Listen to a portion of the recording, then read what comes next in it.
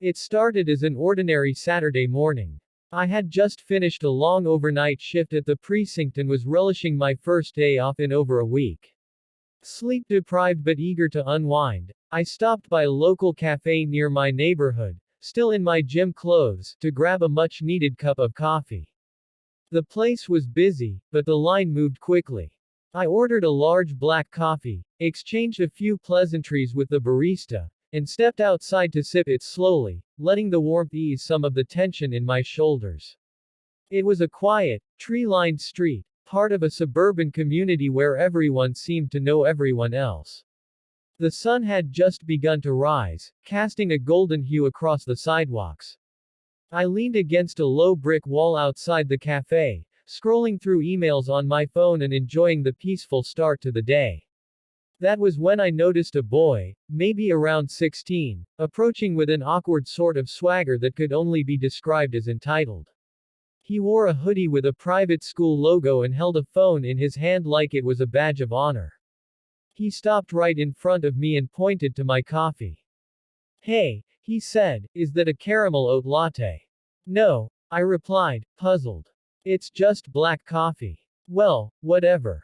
Give it to me." I blinked. "Excuse me," he repeated, slower this time, like I was the one not understanding. I said, "Give me the coffee." I ordered something like that, and they said it was ready. That must be mine. Now, I was still in my civilian clothes, joggers, a hoodie, and a baseball cap, but I wasn't in the mood for nonsense. "I ordered it 5 minutes ago. You're welcome to ask inside about your drink," I said, keeping my tone calm. But that didn't sit well with him. His expression soured, and he looked me up and down like he was sizing me up for a fight, or at least hoping to provoke one. "You're probably one of those people who just hangs around here and steals stuff," he muttered under his breath, loud enough for me to hear. I stared at him, unsure whether to laugh or get angry. "You might want to rethink what you just said," I told him. "This coffee has nothing to do with you. Go inside and sort it out." Apparently, reason was not on the menu that day. The kid stormed off but didn't head inside. Instead, he pulled out his phone and started making a call, pacing back and forth on the sidewalk like he was reporting a national emergency. I didn't think much of it, until I saw her. She arrived 5 minutes later in a pristine white SUV, parked in the red zone right in front of the cafe. Out stepped the suburban archetype in the flesh, blonde hair in a tight bun, oversized sunglasses, yoga pants, and a voice that carried across the street before she even opened her mouth fully. "Which one?" she asked her son, and he pointed to me immediately. She stormed over, righteous indignation radiating from every pore. "You," she barked. "Did you just threaten my son and steal his drink?" I stared at her, wondering if this was some kind of joke. "No," I replied plainly. "Your son came over here, demanded my coffee, and then said something I'll politely call inappropriate. I suggested he go inside and check on his order." "You're lying," she snapped, eyes narrowing. "I don't know what you people think gives you the right to come into our neighborhood and act like this, but I won't tolerate it. You people." Those words were sharp and deliberate. I could feel my pulse rise, not from fear or even surprise. This wasn't my first Karen, but from sheer disbelief. She reached into her purse and pulled out her phone. "I'm calling the police," she said. "You've clearly threatened a minor, and I'm sure there are cameras here. We'll see what they say." I took a slow breath. I could have stopped her right then. I could have told her who I was, could have even flashed my badge, but I didn't. I let her make the call. She stepped a few feet away, giving the dispatcher her version of the story. A suspicious individual, possible assault, verbal threats, and the kicker, he's not from around here.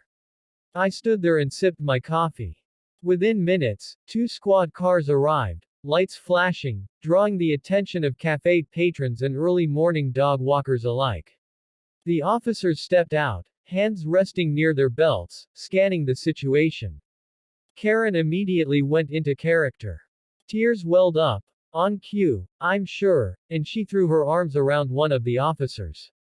"Thank God you're here. That man, she said, pointing, threatened my son. He stole his drink. I don't feel safe. The younger officer approached me, hand still near his holster. Sir, can I see some ID? I calmly reached into my wallet, pulled out my ID and my badge, and held them out. His eyes flicked over it, then widened just slightly when he saw what it said. Police Commander, Metro Division. I'd worked alongside his captain. I'd mentored his lieutenant. And judging by the faint change in his expression, he knew exactly who I was. Commander, he said, voice suddenly more careful, what's going on here? I gave a short, direct summary of the incident, without embellishment. Just the facts. The entitled teen demanding coffee. The racial undertones. The phone call. And Karen's little performance. The officers conferred for a moment, then returned to the mother and son, who now looked a lot less confident. Ma'am, one officer said, we've reviewed initial witness statements. No crime has been committed. It appears your son may have mistaken someone else's drink for his. We recommend you collect your order inside and leave peacefully. But, he's lying, she insisted. He can't be who he says he is. The officer's response was clipped. He's the commander of the Metro Division, ma'am. Karen's face drained of color. There was a long silence. The crowd, now a little larger than before, was watching. The son shifted uncomfortably and muttered, let's just go, Mom. They left without another word, her SUV peeling away just a little too fast. I stood there, coffee still warm in my hand, watching them vanish around the corner. It wasn't the first time something like this had happened. And I doubted it would be the last. But for that moment, there was a strange kind of justice in the air. Not the kind that comes from a badge or a courtroom, but the kind that happens when truth stands still long enough for everyone to see it. As the engine of my unmarked cruiser idled quietly at the curb, I took one final sip of the coffee I had barely touched. The rich aroma of espresso and cinnamon still lingered in the air, mixed now with the sour stench of entitlement that had stormed from the mouth of a teenager named Braxton. His demand for my drink still echoed in my ears. Give me that coffee. You don't belong here anyway. That last part wasn't just about coffee. It was about me. I had been off duty, in gym clothes, walking the path through this suburban neighborhood that curved around manicured lawns and law-enforced garden gnomes. I liked this route. Quiet. Safe. Predictable. Until Braxton, blonde and smug, appeared from a driveway, flanked by his Labrador and oversized ego. I had responded calmly, politely even, asking him to step back and mind his business. But teenagers like him, raised in insulated bubbles of privilege and parental validation, didn't hear, no. They only heard a challenge. He didn't recognize me, of course. Not in joggers and a hoodie. Not without the uniform, the badge, or the unmistakable confidence of command. To him, I was just an outsider, walking in his neighborhood, sipping coffee that somehow became his property by proximity. What happened next unraveled like a cliché. His mother stormed out of the house in her slippers and superiority. She had the tone of someone who'd made too many complaints to customer service lines. Hair pulled tight, face red with a cocktail of self-importance and imagined danger. The type who uses the word trespassing like a prayer. She demanded to know what I was doing, harassing her son. I calmly explained I was just walking. Just walking. But when she pulled out her phone, wagging a manicured finger and spitting out phrases like, neighborhood watch, and, calling the authorities, I smiled. Not out of smugness. Out of tired familiarity. Please, call them, I had said. And she did. Now, 20 minutes later, I sat in my cruiser, parked just down the block, watching the scene unfold as two of my officers, Smith and Ortega, approached the house. I'd called them personally after stepping away and radioing in. I didn't want just anyone showing up. I needed officers who knew who I was, but more importantly, who knew how to handle community calls like this without escalating. Through the open window, I could hear Karen, because of course her name was Karen, rattling off accusations at the officers as they arrived. Her arms flailed. Her voice climbed. Braxton stood beside her, arms crossed like he was at a middle school debate competition. His eyes widened when he saw the squad car pull up, and then widened further when he saw who got out. I stepped into view, calmly placing my coffee on the hood of the cruiser. Ortega saw me first, and gave the subtlest nod of acknowledgement. Karen's tirade faltered when she realized I was approaching the group. Confusion flickered across her face, and then discomfort. It was that fleeting moment of dawning realization, the fear that she might have made a grave miscalculation. Commander, Ortega asked. Everything under control here, I responded, eyes still on Karen and her son. Karen blinked. Commander, she echoed, half a question, half a prayer. That's right, I said. Police Commander Johnson. The one your son tried to bully over coffee. The same one you accused of trespassing. Her mouth opened but no words came out. Braxton's arms dropped to his sides. The power dynamic had shifted so violently that the silence felt like a thunderclap. I pulled out my badge, slowly, and held it up. This is who you called the cops on. Karen stammered. I didn't know you were. I thought. I didn't recognize. No, I said, cutting her off gently but firmly. You didn't think you needed to recognize me. You assumed who I was because of what I look like. Because I was walking in your neighborhood.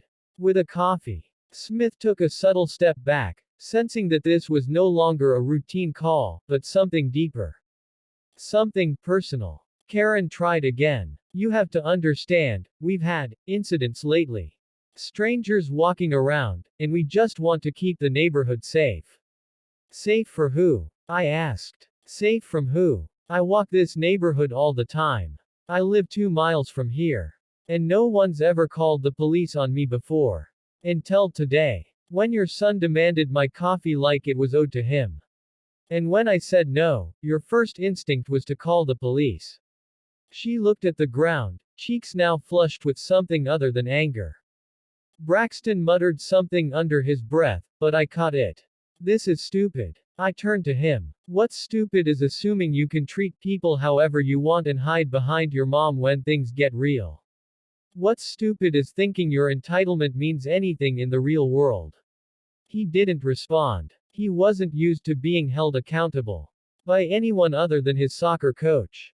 Certainly not someone like me. Karen finally looked up. Are you going to press charges? I sighed. No, I'm not interested in that. But I am going to file a report. Not for criminal charges, but for record. Because this isn't the first time I've dealt with something like this. And it won't be the last. People like you use 911 like customer service. You don't call for emergencies. You call to enforce your comfort. That's not what this system is for. Smith and Ortega exchanged glances but stayed quiet. They knew I needed this moment. Not for revenge, but for truth. Karen looked away again. Braxton shuffled his feet. I hope, I added, this is a learning moment. Not for me. I've had thousands. But for you. Maybe next time you'll think twice before you weaponize the system against someone just living their life. And with that, I picked up my coffee, nodded to my officers, and walked away. The drink had gone cold. But the justice was still warm.